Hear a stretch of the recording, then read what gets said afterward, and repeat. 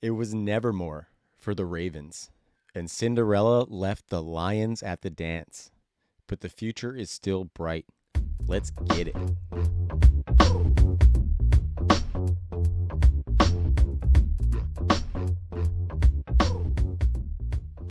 Untangling the threads of the fantasy football fabric. This is Unraveled. I am Trav, hostin' and West coastin'. Unraveled is presented by the Undroppables in partnership with True North Fantasy Football. That's where you may have seen me before, may recognize me from True North Fantasy Football, now working with the homies over at the Undroppables. This is episode 3. Please check out the Undroppables on the social media platforms. You can find me mobbing over there, x.com, Instagram, and TikTok. That is the Undroppables. And make sure you go to the undroppables.com. That is the website where you can find all of the team's work, including our exclusive Patreon benefits. But thank you for joining. Thanks for joining Unraveled. It has been a good first couple episodes. Please make sure you hit that subscribe button so you can keep up with all of the episodes of this show and the other shows on the Undroppables network. Been, like I said, amazing reception on the first 2 episodes. Lots of views, lots of downloads, really good feedback and comments that I'm getting, so I really appreciate it. Time to get after it. Of course, last week I was joined by my friend Jax Falcone. He is the host of the Undrafted Fantasy Football Podcast. Go check out last week's episode with Ray GQ, and he will obviously have another banger on tap for this week. But last week we talked about some target earners. It was some really good conversation, but I am going to get back to our regular scheduled programming. And on the Darnell docket today is some more of those playoff losers. Luhu Zahers. Definitely a little bit behind on that. I've only broken down the offseason outlook for the Browns and the Dolphins thus far. Still got to work on the Rams, Cowboys, Packers, Eagles, Bucks, Bills, Texans, and Steelers. But this week, we're going to talk about the teams most recently ousted from the playoffs, and I'll get back to that other stuff as we move through the offseason. So thanks for being patient with me. Lots of cool stuff going on at the Undroppables, so I got my hands in some cookie jars and having fun with the boys and the team, just getting some good things rolling this offseason. So, just working on some of that stuff, making sure I bang out these videos for you, so I appreciate the watch. Talking about the Ravens and the Lions. Like I said, this is going to be a kind of an off-season outlook episode. It's not going to be a recap of the conference championship games. Tune into the Undroppables playbook on Wednesday nights live streaming, and then, of course, on the YouTube channel after that to get kind of your game recap flavor. Michael and Ashley do a great job of that over on the playbook, and their show's bumping on the YouTube channel as well, so check it out. We're going to dive into the Ravens first. The Ravens had a really good season, finished 13-4 as the number 1 seed in the AFC. Of course, it really ended in that disappointing game against the Chiefs in M&T Bank Stadium, no less. So got a feel for the Ravens fans out there, but they did have a really good year. And I think overall this team is in really good shape. The roster is stacked. It looks like they're going to be keeping Todd Monken, their offensive coordinator. Really like that continuity for Lamar Jackson and all of these guys. Really, it's nice to have his offense, what we're excited about, kind of supplanted for another year and not just see that offensive coordinator go off to a new head coaching job.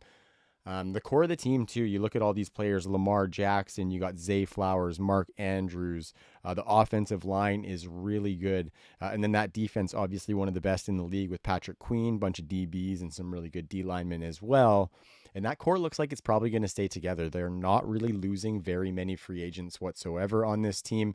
They're losing a bunch of free agents, but they're not losing any extremely impactful ones for fantasy football. At wide receiver, they're going to lose Odell Beckham, Nelson Aguilar, and Devin Duvernay. I could see Odell coming back on like a 1 or 2 year deal or something like that, but he is set to hit the free agent market. The running back position is going to see some turnover as well. Gus Edwards and J.K. Dobbins are both free agents, so we will see what happens there. I do expect some additions at the running back position, and we'll get there. Kevin Zeitler on the offensive line is also a free agent. I would say he's probably the most impactful free agent, even for fantasy, and that running game clicking. Obviously, he's getting up there in the years, but still a great offensive lineman, great leader. So he's probably an important guy for them to bring back, as well as Patrick Queen on defense is going to be interesting with them having brought in Roquan Smith and seeing what they want to do with them. So I think Patrick Queen could potentially move on as well. I think where those guys really, like, what we're looking at there isn't necessarily the fantasy football impact, but maybe more so kind of the cap space impact that they might have to use if they're bringing back Kevin Zeitler, maybe an Odell Beckham. Currently, they have a little bit over 13 million in cap space, so not a ton to play with. They're going to have to sign those rookies. They'll probably do some restructuring. Looking at the dead cap for the Baltimore Ravens, it's under $1 million, which is pretty incredible. I think that's like, bottom 6 number in the league as far as fewest or lowest amount of dead cap money. Just kind of cements that they're one of the best run organizations in the NFL. Then from the team building aspect, looking towards the draft and what they might be able to do there. This loss in the conference championship has locked them into the 30th overall pick in the first round. They have 8 picks total. In that loaded roster, they're going to have some nice things to do with those draft picks, kind of shoring up some spots on the team as they always do. So I think the Ravens overall are in a really good spot to move forward and continue being a contender in the AFC. Definitely should be atop the AFC North, with the Bengals potentially being frisky in that category, and of course the Browns as well. But I would still put the Ravens as the class. And it comes down to that roster and how unique and diverse it can be. And that starts at the top with Lamar Jackson, soon to be 2-time NFL MVP Lamar Jackson. He finished as the quarterback 4 this year, both overall and in points per game. He looked like himself as that kind of slick rushing quarterback, getting out of trouble in the pocket, making things happen. Had a better season this year, and it was nice to see him play 16 games and be healthy. He's only played 12 games each of the past 2 seasons before 2023, so that health was nice for him as that kind of more slender build guy who runs the ball a lot, right? Sometimes you get a little bit worried when you see him out there taking hits, but he was popping up and getting back in the huddle this season. So really, really good. Coming in with Todd Monken, we were kind of thinking that we were going to see an increase in that passing volume, but on a per game basis, it was pretty similar to the last couple of years. Lamar Jackson was outside the top 12 in pass attempts, completions, and yards. He was 12th in passing touchdowns with 24. Looking at some of the efficiency, there were a couple of notable improvements from 2022. This is all courtesy of our friends over at Fantasy Points Data. His yards per attempt were up more than a yard from last year, from 6.9 to 8.0. His completion percentage was up from 62 to 67%, but even better than that, his completion percentage over expectation was 5.41% in 2023 after being under 3% last year. So he was pretty dialed in making the most of his opportunities. His yards after the catch percentage was up almost 3% over last year. So I think definitely Zay Flowers would be a big piece of that. And yeah, just making most of those opportunities. Lots of the other efficiency stuff was pretty similar to 2022, actually. Specifically, something I like to look at, the deep passing. We know Chicks dig the long ball. His deep throw percentage and his average depth of target were pretty much right along the lines of where 2022 was. So that didn't see a huge increase. But I think potentially with the continued cementing of Zay Flowers in as a versatile weapon could boost a little bit next year. Taking a look at that rushing production, his signature, it was actually a little bit down from 2022. This year, he scored 7 fantasy points per game, down from 7.9 last year and 7.4 in 2021. So the explosive runs were down, missed tackles forced, yards after contact, all that stuff was down from 2022, but we don't really care that much because he was still elite as far as a fantasy rushing quarterback goes, and he still finished, in that top 5 of quarterbacks, so that didn't hamper him in any way, shape, or form. I think what that tells me is that even with a potential MVP performance on the docket, he probably has a little bit of upside to burn if there's a little bit of an increase in passing volume, or maybe some of that rushing efficiency goes up. Maybe he gets more than 24 passing touchdowns next year. I think I'm going to be drafting Lamar at cost with that in mind, because I think he's still probably another 1.5 feet away from reaching his ceiling, if that makes complete sense. Like if you stand up and touch, he's probably got another 1.5 feet, which means I think we could see a little bit more from him in 2024. And some of that does go into the weapons here. It's definitely the Zay Flowers show as far as targets this year. Mark Andrews will have something to say about that, but Zay Flowers was one of the most exciting rookies to watch this year and potentially one of the most exciting wide receivers to watch this year. It was really nice to see. He had 77 receptions on 106 targets, just under 860 yards and 5 touchdowns. He had the 19th highest target share among wide receivers, and he had the 16th best yards after the catch with 387. So I really think there's a bunch of room for Zay Flowers to continue to blossom in Baltimore. And I think that's going to happen in 2024. Looking at the lucrative opportunities, that's where I think some of that, upward regression could come. He had 945 air yards and his average depth of target was 8.9 yards, both outside the top 40. His 1.7 yards per route run was the 39th best in the league. And he only saw 6 end zone targets, so he wasn't getting a ton of looks near the end zone. Obviously, we know they're going to put Gus the Bus in there and let him run a few up the gut into the end zone, but we'd like some of those to come to Zay Flowers. Not sure that's necessarily in his profile and in their offensive philosophy. Encouragingly, his 21 deep targets were 25th best, and we saw that big touchdown in the conference championship on a deep pass from Lamar Jackson. So I'm really hopeful that we can see some continued usage in that area, because then he can kind of realize some of that unrealized upside from 2023. Zay Flowers is my Dynasty wide receiver 25, and I don't necessarily see him rising a bunch, mainly due to that low volume passing offense. I will be watching who they might add at the wide receiver position. Hopefully they don't really add at the wide receiver position as far as Zay Flowers reaching his ceiling. And if they do add big at the position, I think we just need to reevaluate everybody on this offense. Speaking of the other wide receivers in Baltimore, I don't really have a bunch of fantasy interest. Odell Beckham and Rashad Bateman were the guys who filled that role this year. A little bit of a lean towards Odell Beckham. Neither of them went over 62 targets. Neither of them hit a 14% target share. Odell won the yardage battle with 565 whopping receiving yards, and he also had 3 touchdowns to Rashad Bateman's 1. Looking at red zone targets, which could produce more fantasy production, Odell was actually only 3 red zone targets shy of Mark Andrews and Zay Flowers for the team lead with 11, but only one of those 11 that Odell Beckham had resulted in a touchdown. So not really hopeful for these guys, especially if Odell comes back. Obviously, I think it's just going to be a bit of a mess, and I just think we don't want the wide receiver 2 in Baltimore unless they add like a true alpha. But then again, we just have to reevaluate everybody, because if they brought in a T. Higgins, maybe a Mike Evans or a Michael Pittman or something, what does that do to Zay Flowers? What does that do to Mark Andrews? What does that do to their passing volume and their offensive philosophy as a whole? I'd really have to do some digging in to see kind of a little bit more about Todd Monken's past if I was to see that happening, but I don't expect that to happen. I think it's going to be Zay Flowers as the target funnel for the wide receivers. Got to be honest, I liked a little bit of what I saw out of Rashad Bateman at certain times this season, but I don't know if in Baltimore it's enough to get me excited. If he was to move to a higher volume passing team, maybe a more explosive passing offense with volume, then I might like that a little bit, but he's in Baltimore, and so I'm not really going to be going after much Rashad Bateman. And I think the reason for that is kind of the presence of these tight ends, Mark Andrews and of course, the emergence of Isaiah Likely. I think those 2 guys facilitate my lack of interest in the wide receiver 2 and that wide receiver 2's lack of secondary targets. I think the Ravens really have the best tight end situation in the league. Mark Andrews is one of the top options. He's my Dynasty tight end 6 right now. And then Isaiah Likely is my Dynasty tight end 13. I think not this year, but after next year, Isaiah Likely is a free agent, and I think this season he made himself quite a bit of money.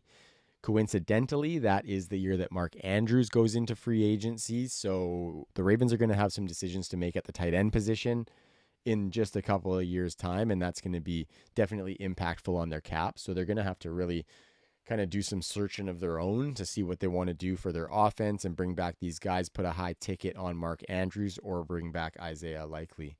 Shall be interesting. But either way, I think as we move into 2024, I'm going to be super interested in the wide receiver ads because of how they might impact the tight ends. Because if you look at how this roster is built and how they want to run the ball, a bunch of 12 personnel seems like an incredible fit for this team, but we didn't really see them run a heavy dose of 12 personnel this year. So I'd love to see them run more 2 tight end sets, get Isaiah Likely on the field, get Mark Andrews on the field. Saw a little bit of that in the conference championship. So maybe that is kind of a harbinger of things to come. Let's hope so. And moving to the running back position in Baltimore, it was good. Like their running game is always good. It's always just a bunch of different guys in at running back for the Ravens, usually due to injury, and it was no different this year. They started with J.K. Dobbins. He looked really good for a minute, and then he got hurt again with that week 1 torn Achilles. If you've seen my content, you know I absolutely love the Dobb Goblin, and I hope for a quick recovery and big production upon his return, but definitely not something you can bank on after a couple seasons ending with injury for JK. Then after that, we saw Gus the Bus being very valuable down the stretch, punching in those touchdowns.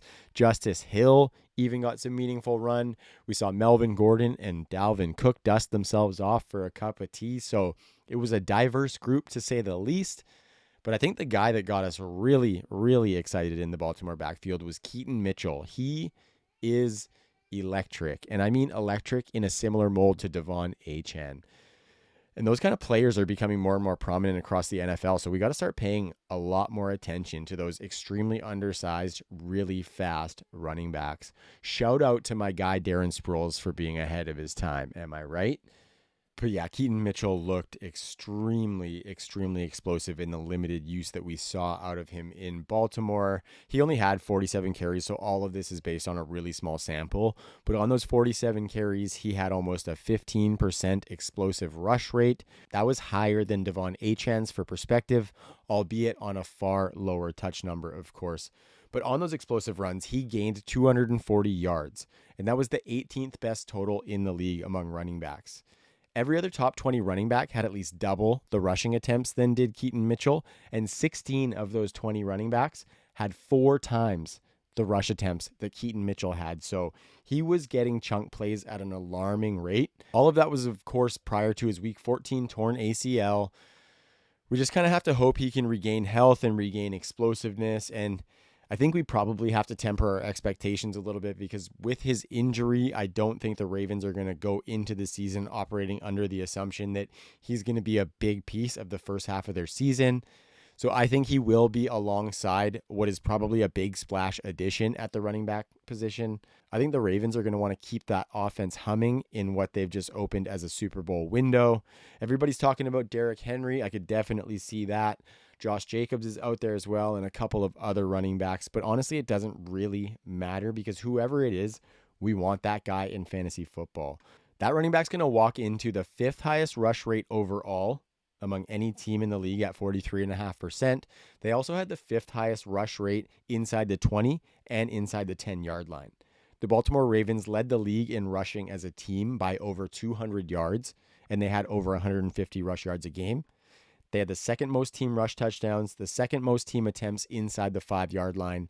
Their running backs got stuffed at the line at the 5th lowest rate, and they had the 4th highest yards before contact per attempt at 1.82 yards. So this backfield is an absolute goldmine for a running back. We just haven't yet seen a single running back take it over. So in summary, on the Ravens, they're going to be back near the top of the AFC next year. We're just going to see some new faces at the running back and the wide receiver position, right? Like I said, I'm watching that running back room because I want that guy that they add, and I do want to pick up some cheap shares of Keaton Mitchell. On the wide receiver end, I'm not really interested in the wide receiver 2 in Baltimore unless they bring in a big name. But if that big name's going to take targets away from Zay Flowers, then we really got to reevaluate this offense. And aside from that, I just think, yeah, it's going to be a good 2024 for the Ravens. Nevermore. All right, let's mosey on up to the Motor City and talk about the Detroit Lions. They finished at 12-5 in 2023. Just a glass slipper season for MCDC and the boys. I really wanted to see that win against the Niners, just see kind of a new team get to the Super Bowl. It was a fun watch to see the ascension of the Detroit Lions, but unfortunately they had a rough second half, and if you can see the hat that I'm wearing, I am in no position to talk about a collapse. but I really like the Detroit Lions outlook going forward. And today, just today, I'm recording this on Tuesday night, we found out that they are keeping their offensive coordinator, Ben Johnson, after tons of head coaching buzz. He will continue running one of the best offenses in the NFL, and their core looks like it will stay put. Looking at the free agents that they have upcoming, the only key ones from the offense are a couple of offensive linemen. Otherwise, the key pieces are coming back. Montgomery's back, Jahmyr Gibbs, Jared Goff, Sam Laporta obviously as a rookie. Amon-Ra St. Brown is cemented. We love to see it, and we're excited to see where this team can continue to go. Looking at the cap space, they are sitting pretty with the 6th most cap space of any team across the league. Like, they've got that roster locked in, and they've got a fat stack of cheddar. They got the 29th pick in the draft. They have a second rounder and 2 third rounders, 7 picks total. And they're kind of in luxury mode where that's concerned. Like, I would expect them to shore up the offensive line with some of those free agents there. Maybe adding at the wide receiver position, but then I think a lot more on the defense as well. Diving into the players that they have, there's a couple positions that are pretty set because we're not going to spend a ton of time on the quarterback and the running back. Jared Goff is just fine. I think he kind of rests in that Kirk Cousins realm now as the immobile quarterback who's not super sexy, but is going to compile points to a place where you're satisfied with what he's giving you as the quarterback. And I think this offense with Ben Johnson has afforded him that, where we didn't necessarily expect that out of Jared Goff. He finished this season as the quarterback 7, which was surprising. The quarterback 16 in points per game, of course, 9 top 12 weeks, a very fitting 50% clip of top 12 weeks.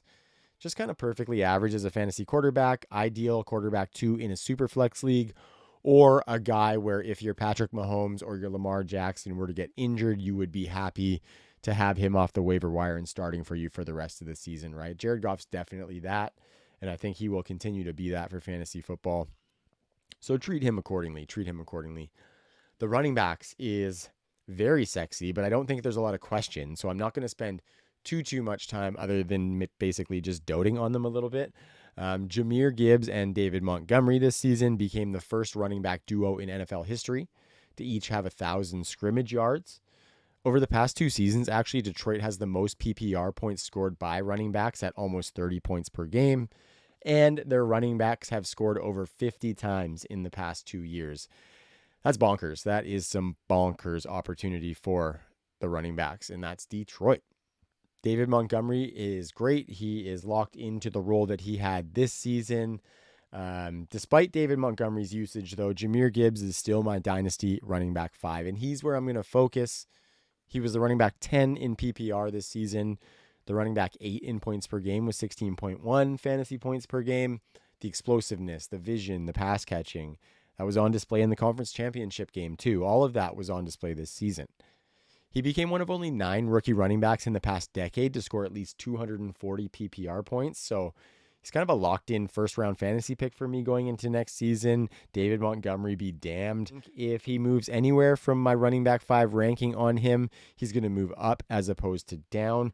I think based on what I've seen on Twitter or X, my running back 5 ranking is probably a little bit low for him. And if you want to see my full Dynasty rankings, go to theundroppables.com because they are now up and posted on the site. And I actually did a little bit of tinkering just this past Sunday while I was watching the game. So please go check that out. Roast me or praise me where you see fit. And the running back position's just dialed. Like, I don't have too much more to say on them. Jahmyr Gibbs, you are locking him in as a top 5 running back next year. And David Montgomery probably continues to be a great value for fantasy football. So let's look at wide receiver for the Detroit Lions. Amon-Ra St. Brown locked in top 5 dynasty wide receiver, and I could see him going near the back of the first round in season long next year. He's not getting out of the second round, that's for damn sure. Not only did he have a great 2023, he's actually kind of making history. Amon-Ra St. Brown has scored the 6th most PPR points by any wide receiver through their first 3 seasons in NFL history. He is one of 8 wide receivers to ever score more than 800 PPR points in their first 3 seasons. And he's one of only 8 wide receivers to score 330 PPR points in any season at the age of 24 or younger. So for a running back just entering the league, Amon-Ra St. Brown has been the sun god, living up to his name. Want to give a big shout out to my man Ty, former co-host of the True North Fantasy Pod, because some of that historical stuff was stuff that he actually researched and he shared with me. I checked with him and he said it was okay for me to use it, so I will make sure I give him credit where it is due. And for any of the old True North listeners, just know he's still in the data dungeon doing that digging, and now he's just doing it for funsies, and we love to see it. So getting back to the Detroit Lions, I would not be surprised to see them make a bit of a splash at the wide receiver position. Maybe somebody in the draft. There is a bit of a deep draft class. Pretty high-end free agents as well. So I'm going to be watching that to see what they do. Kind of similar to the Ravens, though. Like if they bring in somebody that we like, somebody who is notable, do we even want that guy? And unless it's like an upper echelon name, I don't think we do. This year behind Amon-Ra St. Brown, it felt like kind of a mixed bag. We had Josh Reynolds, Khalif Raymond, who is just, anytime he gets the ball is super exciting. So I really like Khalif Raymond, but I don't think he's going to get tons more opportunity. And then Jameson Williams, of course, as that former first-round pick. But nobody really emerged, right? And they haven't really done so over the past 2 seasons. Each of those 2 seasons, Detroit's wide receiver 2 has finished outside the top 50 in PPR scoring. This year, that dude was Josh Reynolds, finishing as the wide receiver 55. And aside from Amon-Ra St. Brown this season, no other wide receiver in Detroit hit 65 targets, hit 41 receptions, or even more than 609 yards. So yeah, it wasn't like a super fruitful bag. Josh Reynolds had some big weeks here and there. Khalif Raymond had some big weeks here and there. Jameson Williams might have had 1 or 2, but you never knew when any of them were coming. And then, of course, Jameson Williams flashes that big playability in the conference championship to suck us back in again. So thanks a lot for that, Jameson. And he's kind of the biggest question, right? The glaring question in Detroit's target distribution is, will they be confident enough to go into the next season and give Jameson that wide receiver 2 role, thinking that he can stay healthy and be a producer? And I don't think he did enough to do that. Like, I don't think the prospects of that, a healthy Jameson Williams coming in to take over that role fully, gives them enough confidence to not strike while the iron is hot if they find a big name that's available to them. So keeping an eye on that for sure. I do like Jameson Williams. I think he could be a huge value potentially, especially if they bring somebody else in and maybe he draws the ire of people's perception. Then we could get a little bit of a treat at the back end of drafts, or maybe even off waiver wires next season, because he does still have that big playability and he still has that first round pedigree. So yeah, I think Jameson Williams could potentially become a target, but we really got to see how some of those dominoes around him fall. And speaking of the dominoes around him, I think the biggest part of that lack of wide receiver 2 production, especially this season, has been the emergence of Sammy the Door Laporta. Sammy the Door, Sam Don't Call Me Steven Laporta, is firmly planted as my Dynasty tight end 1, coming off what is arguably the best rookie season for a tight end ever. Finished as the tight end 1 overall, the tight end 3 in points per game, 5th most targets, 5th most receiving yards, 4th most receptions, the most touchdowns for any tight end this season. And he was actually the only tight end who scored more than 6 touchdowns. He had 10. So that's a nice little total. The league leaders were Tyreek Hill and Mike Evans, and they had 13. So Sammy wasn't far off, and the usage he saw in Detroit was incredible. He had the 8th most routes run for a tight end this year. No tight end had more run out wide. Sam Laporta was out wide or in the slot on actually 57% of the routes he ran, and 60% of his targets came from those alignments. So that is extremely lucrative opportunity for a tight end. And with that, he scored the most fantasy points by a rookie tight end in NFL history, which is a record previously held by Mike Ditka from back in 1960. So pretty incredible that Sammy the Door broke a like 80-year-old record or 63-year-old. Okay, math. Yeah, 63-year-old record. I will say that the old dog Mike Ditka still has him beat for the best points per game season of a rookie tight end, because Mike Ditka only played in 14 games. But hats off to the old coach. If we look post-merger, maybe when some people who were listening to this were actually alive, Sam Laporta joined only Kyle Pitts, Evan Ingram, and Jeremy Shockey as the only rookie tight ends to score more than 159 PPR points. So absolutely bananas for Sammy the Door. If he's not your Dynasty tight end 1, you are absolutely tripping. I think we could be looking back at him in a few years as the guy who was the spearhead of us shifting our perception of the tight end position. Just incredible. Just incredible. So that's all I've got for this episode. Shout out to the Ravens and the Lions. It was really good seasons. It was really fun to dig in and see what they did and think about what they might go ahead and do. Really hope this was valuable for you. Leave a comment and let me know what you thought of it. If you would like me to tweak some things, if you preferred the episode format that I did with Jax last week, let me know. Anything that you would like to see out of this show, I'm all about bringing you what you want. Please go check out the undroppables.com. That's where all the content is, including the Patreon. If you want to sign up, get into that Discord, it's bumping. And then, of course, on social media, we are at the Undroppables. Important to me is following that YouTube channel. I'm doing a bunch of work on the clips and things, so I hope you guys really enjoy that. Trying to pump that out and bring some more of that Undroppables content your way. So, wherever you find us at, like, follow, subscribe, all of that jazz cabbage. And until next week, I am Trav. Peace.